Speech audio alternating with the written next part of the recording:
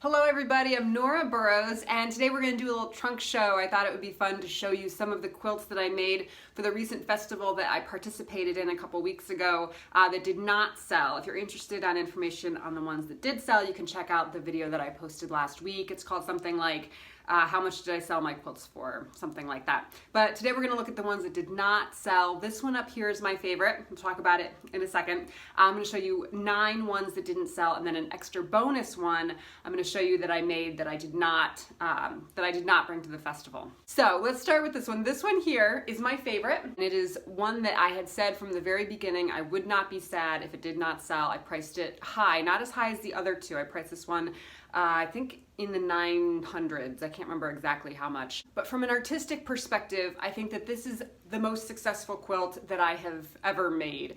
It is flannel. It's the only flannel quilt that I made to bring to the festival. The deer and moons are all hand appliqued, and then everything else, these diamonds and such, are all pieced. There are a couple challenges with this quilt, so I was actually thinking that I may keep this quilt and then make another one in similar fabrics. I don't know if I can get these fabrics anymore, and I think that this kind of, here, let me get closer. So though these fabrics look solid, they're not, they're textured. And this is a pretty unique color, burnt orange here, and then as you can see, this is the herringbone, which I love. So I don't know if I can get these fabrics anymore, but I could probably get similar ones to this tan and certainly the black, but the burnt orange is kind of a unique color, and that's the color that I think really makes this quilt shine. Now you can take a look at some of the challenges here. So this one's not so bad up here. It's really the corners that are troubling.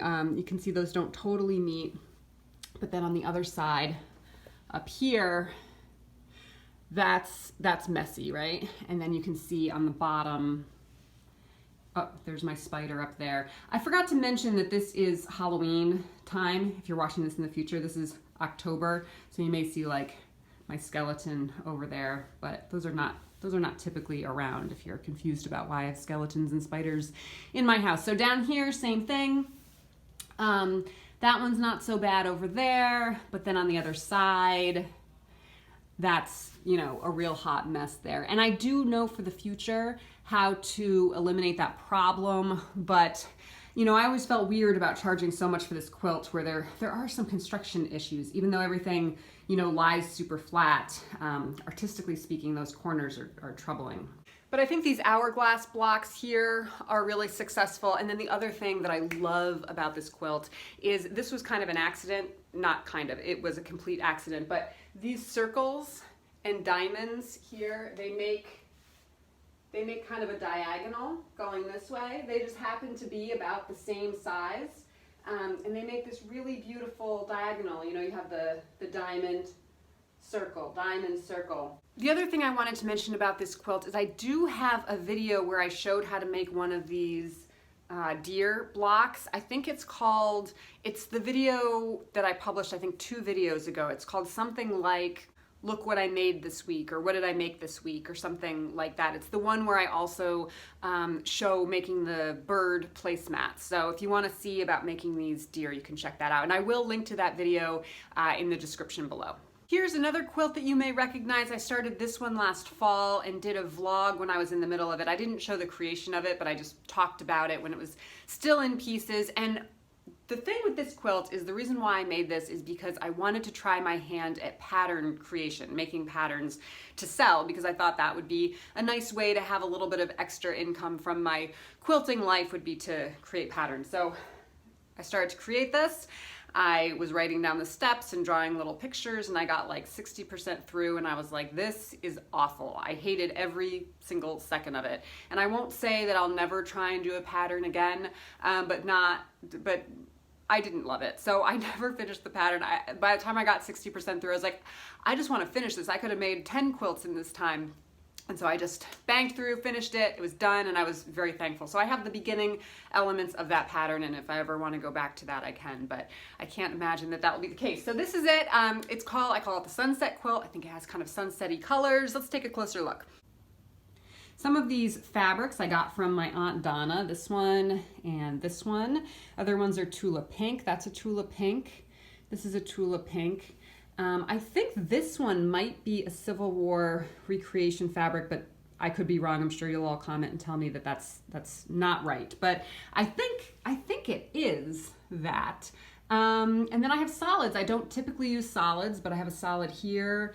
This one, can't remember whose fabric that is at the moment. This fabric you may recognize from my quilt vacation, probably about a year and a bit ago, where I went to a quilt shop in Connecticut and I got this fabric.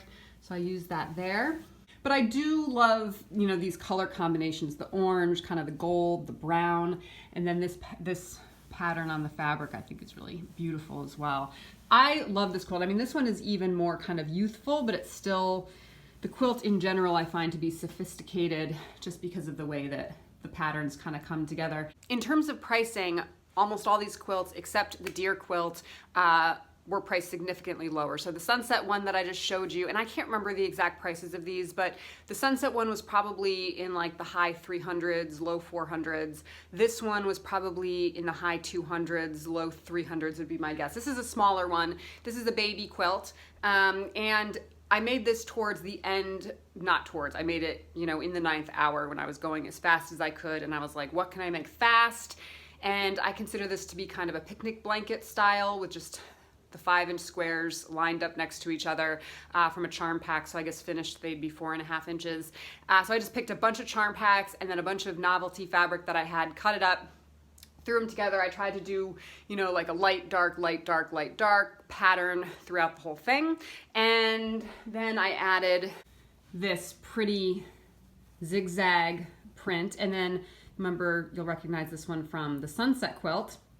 I mentioned how it's a little bit more youthful, and here it reads more youthful with all of these other prints. And then this binding is a Tulip Pink fabric from her Curiouser and Curiouser line, the Alice in Wonderland fabrics. You can see the clock. I really love all of the prints in here. I think they just came together really well. I tried to do a full rainbow variety. Here is a quilt that I just absolutely love, and I'll give you a closer look in a second. It looks similar to the one that I just showed you. I did price it about the same as the other one, but this one did take more time. Having this blue sashing in between each one of the blocks takes extra time. But this quilt was actually initially not supposed to be a quilt. It was supposed to be a set of 8 placemats, and so you can see where the placemats would be. I had made this a set of, so this would have been where would it have been? It would have been a set of 8. 1, 2, 3, 4. Yes, so this is what it was. This would have been a placemat, same with this one and this one. All the way down, it would have been 8 placemats. Obviously, if they had been placemats, I would have added out in a border for each one. But I created these little placemat blocks, and I had 8 of them, and I really hated it as a placemat. I was like, am I just gonna push forward? Because as you can remember, I was on a time crunch, and so typically if I really, really dislike something, I'll, you know, seam rip it, I'll change it, I'll make it better, I'll make it more what I want it to be. But because I really was time conscious, I was like, maybe I should just push forward, add some borders on these placemats, it'll be fine. But then I had them all kind of lined up next to each other, and I was like, this is the perfect size baby quilt. And I think it's a much better baby quilt than it would have been placemats. And if they had been placemats, I would have done different fabric than I did on the borders. I did kind of this youthful, the fabric in the middle here is farm fabric, which is why I initially thought placemats with the farm fabric. Once I decided it was going to be a baby quilt, I did more of these. You know, these are ducks up here. Here, let's look. Okay, now you can see. So these are the ducks here, and then this is the farm novelty fabric. This is Cafe Fawcett fabric here. I don't know who this is. And then this, I think, is a grunge polka dot up here. I love these colors. It almost has kind of this like modern twist to it, and then I just did this solid binding, which is a really similar color to the sashing down here. It's one of my favorites. This is another one where I said, you know, if it doesn't sell, I wouldn't be devastated.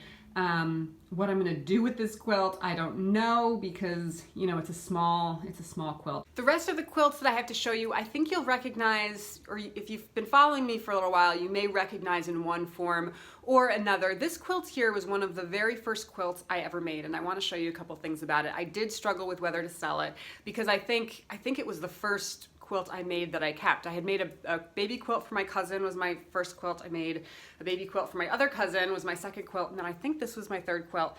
So I was like, do I want to, you know, I feel a little emotionally attached to it, but I figured I'd go ahead and give it a try.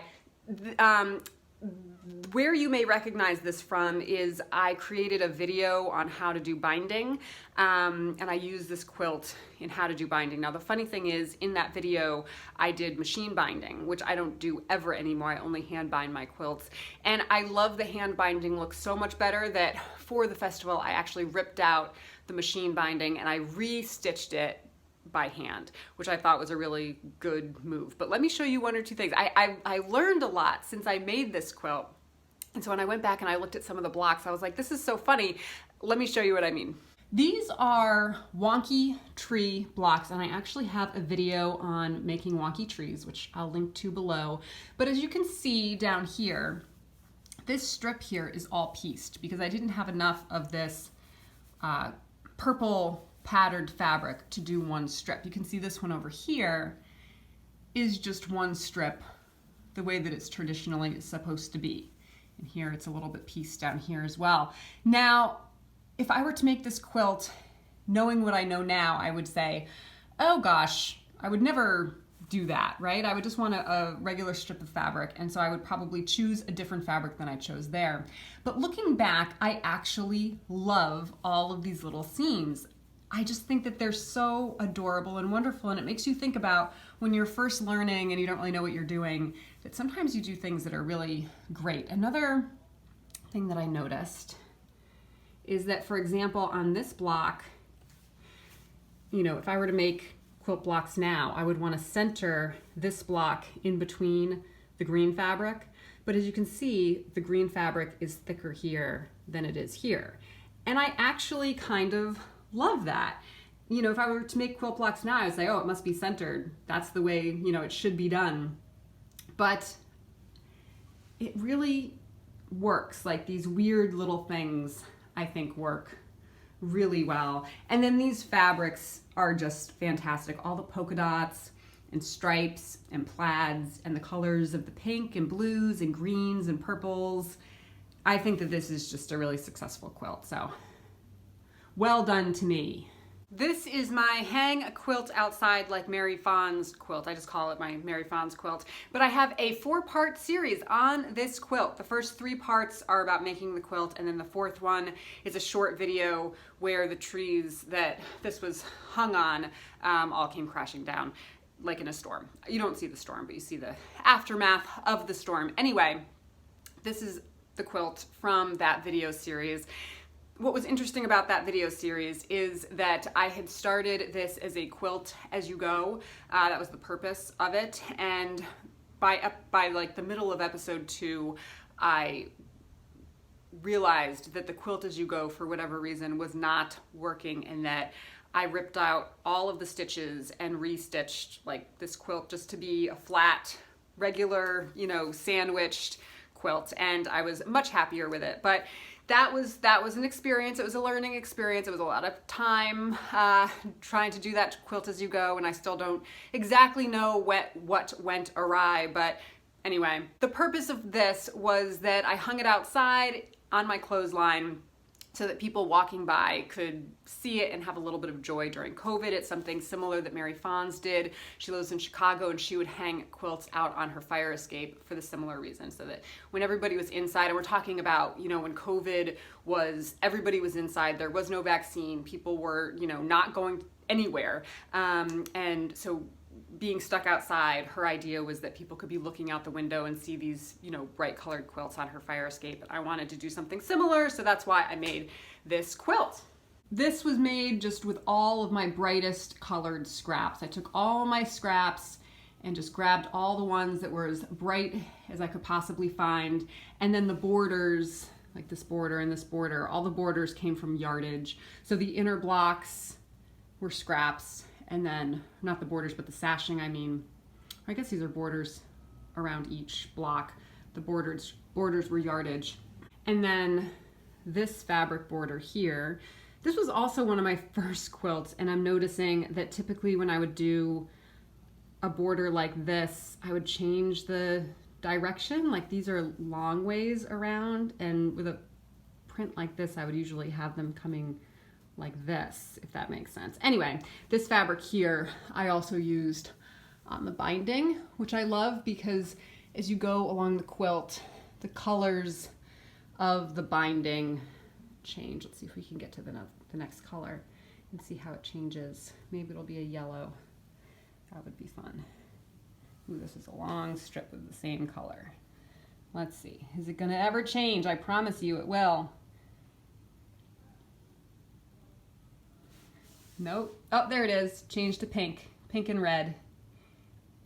This is the quilt that I made from the scraps that I purchased from Darlene Michaud, who is one of my favorite YouTube creators of all time. I can't even say she's one of. She is by far my favorite YouTube creator. But she does quilt videos, but she also does a lot of vlogs. She used to do a lot of Walmart tag-alongs, which were always my favorite. She has done actually a couple of those more recently as well. But she does a lot of car vlogs, and anyway, she's really great. And before she moved, she just moved from Maine to Mississippi, and before she moved to Mississippi, when she was in Maine, she was doing a whole decluttering series, and she had these scraps, and so she was on eBay selling this bag of scraps, and some of them were more than scraps. They were like yardage and things like that. But anyway, I was like, I would love to have some Darlene Michaud fabric. So I bought the scraps. I did a video of the unboxing of that, and I basically said in the video that I was going to take one element of the fabric in the box and make a quilt out of it. And so that's a second video that I will also link to in the description. That is, I don't remember the name, but it's something about creating this dog quilt. So the pieces that Darlene sent are only this. It was a lot more fabric than just this, but in this quilt, the only aspects that I use of that are the dogs and then the little accessories. So there's 4 dogs and 4 little accessories, and I will give you a closer look. Okay, here's a dog, and one of the things I like is that I use the rickrack in 2 different blocks. Well, 2 different of the colors. There's every one of the blue has the yellow, and every one of the red has the blue rickrack. But then, so this dog has little bones, and this dog has woof, which I think is really funny. I don't know why, but I just think it's funny that it says woof. And then it has a little flower. I think these dogs are super cute. So I don't know. This quilt, I love it, but I would be happy to see this go to somebody little kid who could have it on their bed. It's a nice size quilt. It's probably a twin, I would think. I haven't actually measured it, but it's pretty large. And then I did something that I rarely do, which is I use the same fabric in the binding as I did in the sashing. And in this case, I think that worked out well. All right, we're almost there. We have 2 more quilts, including this one, plus the bonus 10th quilt. So this one I had made into a curtain. The purpose was supposed to be a curtain because when the light shines through from behind, it really pops through all of this kind of cream colored fabric, and it's really, really beautiful. But I needed, and so when I initially created it, I just put a muslin backing on it, stitched around, flipped it right side out. There was no binding, there was no batting. And then I put little hanger things on the top so that I could hang it as a curtain. But I needed more quilts, and this one I spent a ridiculous amount of time and fabric. What you don't realize about these cathedral window quilts, and that is what type of quilt this is, it's called a cathedral window, is that they take an exorbitant amount of fabric. They take a ton of fabric. And so I had put in a lot of fabric into this quilt, as well as a lot of time. And so I decided to trim off the edges. I put a batting in the middle, and then I put a really beautiful hydrangea pattern backing on it. and then did a beautiful binding. So this one was one of my more expensive ones. This one was in the 6-something range, mid-6s, mid-600s.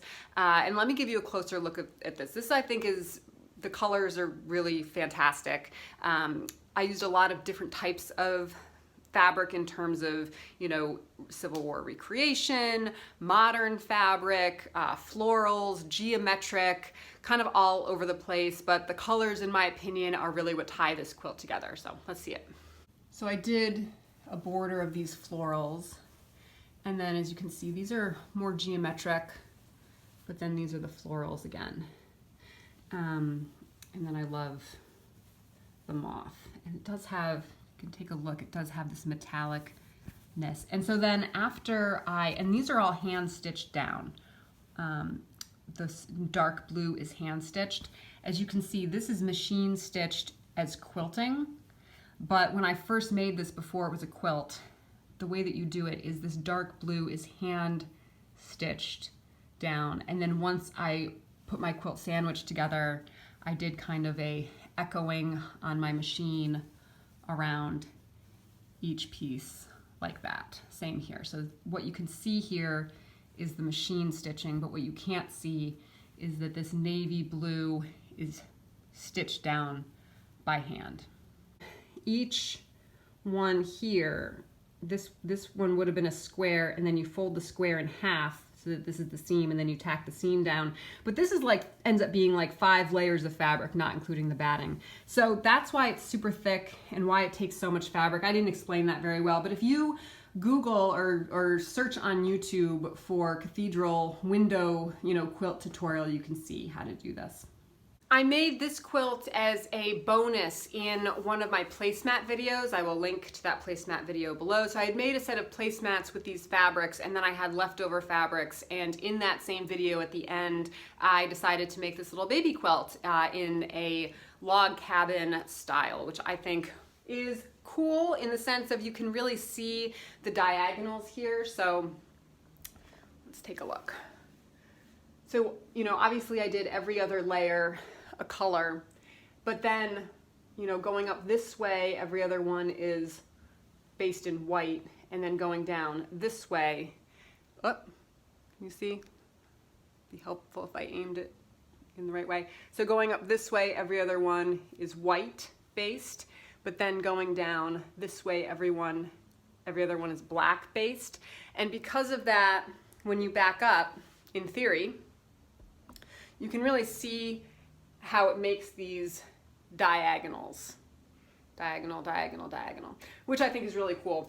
The other thing is that colored fabric, I bought it in a fat quarter bundle, and when I got it home, I was like, I deeply dislike this fabric, and I almost immediately cut it into those placemats because I wanted to use it and be done with it.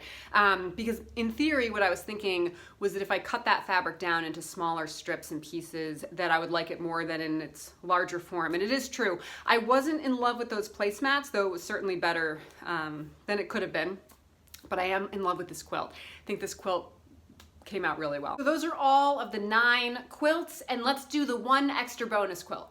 The center of this quilt, this heart here, was used in my video that was called something like Heart Pillow Fail or something. It was actually one of my favorite videos. It was kind of funny. I tried to make these heart pillows that ended up kind of looking like butts. I didn't mention in that video that the pillow ended up looking like a butt, but it really did. It was so bad. But this heart I made at the same time, and I was initially going to make it into a pillow along with this other heart that did end up being made into a pillow. But this one I decided halfway through, I was like, you know what?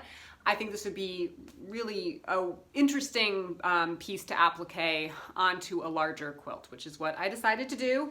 And here it is. The reason I didn't bring this one to the festival, artistically speaking, it's not my favorite. I do like a lot of aspects. I love these triangles that kind of, the red triangles that stick out from the corners I think are really cool. And then the roses and the cornerstones, we'll get a closer look of those in a second, which I think are awesome. And the heart itself is kind of funky, but it wasn't really festival quality in my opinion. In addition, I use this quilt a lot. It's like heavily used, so I felt a little weird about that. But let's look. Here's the heart in the center, which is also a little not perfect. There's a bunch of aspects of this quilt which are not perfect, which is fine. But when I first appliqued this heart on, it didn't really pop against the background, and so I did add this rickrack, which adds kind of a nice, interesting dimension as well, like a nice texture there. And like I mentioned, up here, let's find it, in each corner there is a rose. Now, this rose, I got this template. It was not supposed to be for applique. It was actually supposed to be a pattern. I got it from Quilter's Newsletter magazine, one of the ones from the 1980s. And it was actually a pattern for actual quilting. So you would stitch your actual quilting along these lines. But I traced it onto paper to make a template, and I was able to make an applique pattern, which I think you can do with, you know, a lot of those quilting patterns where you see, like in magazines or books, like little teeny tiny dots to show you the outline of what you would do your quilting on. You can also do applique with that as well. And then this fabric is fantastic. This, I think, is vintage fabric. I got this fabric a long time ago, but I think that fabric is just so cool. And then that binding, that navy geometric binding, is a really nice touch as well. And I do love a red plaid. Now, this red plaid is also vintage, and that's also part of why I didn't sell this quilt, is because some of these vintage materials are worn. You can probably see in some of this striped one up here, the colors are a little bit faded and the fabric is a little bit not so perfect. So I kept this one. That's all of them, 10 quilts. Thank you so much for joining me. Don't forget to subscribe. I'll see you next time. Bye.